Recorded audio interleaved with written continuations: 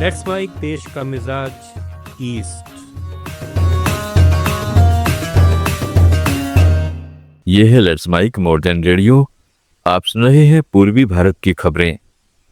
कोलकाता के दमदम हवाई अड्डे पर रनवे विस्तार योजना के मद्देनजर 136 साल पुरानी गौरीपुर जामा मस्जिद को रिलोकेट करने की प्रक्रिया शुरू कर दी गई है। इसे बंकरा मस्जिद के नाम से भी जाना जाता है।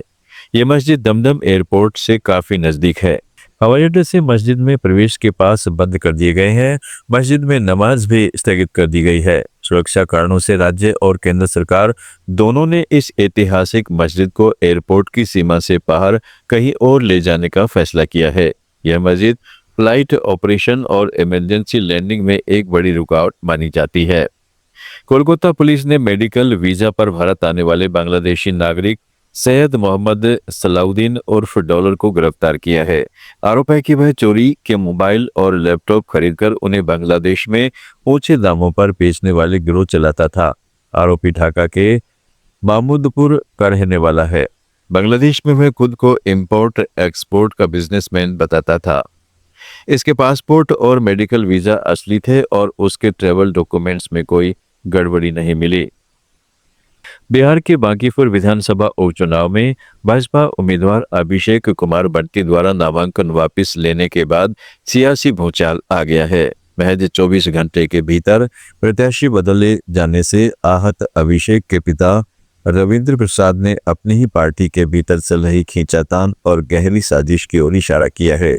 उन्होंने पार्टी के ताकतवर लोगों पर साजिश का आरोप लगाते हुए कहा कि अभिषेक पर मात्र 11 लाख रुपए के चारा घोटाले का आरोप है, जिसे 125 करोड़ का बताकर दुष्प्रचार किया गया। कांग्रेस वर्किंग कमेटी की सदस्य और एनएसयूआई इंचार्ज कन्हैया कुमार आज रांची में हुई मैराथन में शामिल हुए। उन्होंने अपनी पार्टी के छात्रों की कूच प्रोग्राम के बारे में बताया। उन्होंने कहा, राहुल गांधी ने कोटा में देश की शिक्षा व्यवस्था को लेकर बातचीत शुरू की थी।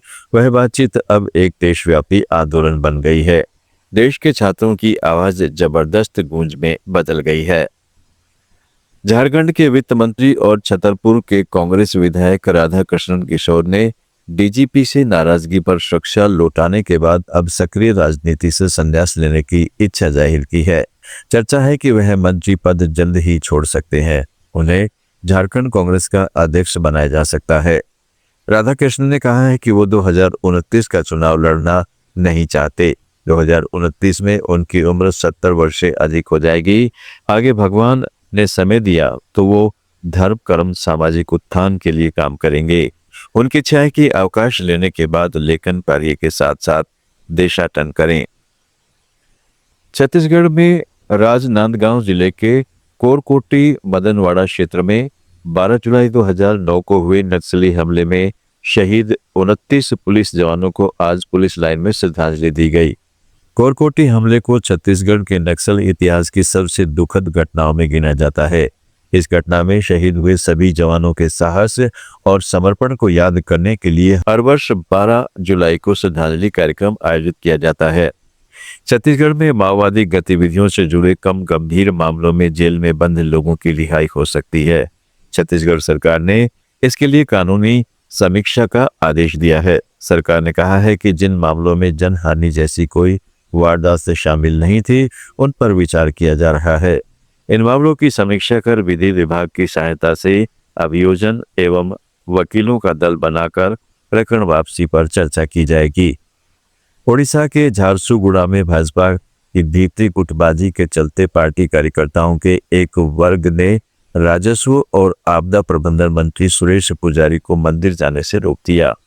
वह हिरमा पंचायत के कंडागढ़ गांव में समालई मंदिर में पूजा करने जा रहे थे। सूत्रों के अनुसार पुजारी, जो ब्रजराज नगर के विधायक भी हैं, सुबह लगभग 10 बजे निजी दर्शन के लिए गांव पहुंचे।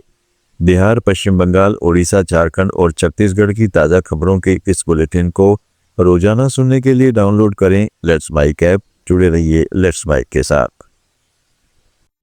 आप सुन रहे थे let's mic more than radio. Follow कीजिए हमें हमारे सोशल मीडिया प्लेटफॉर्म्स पर।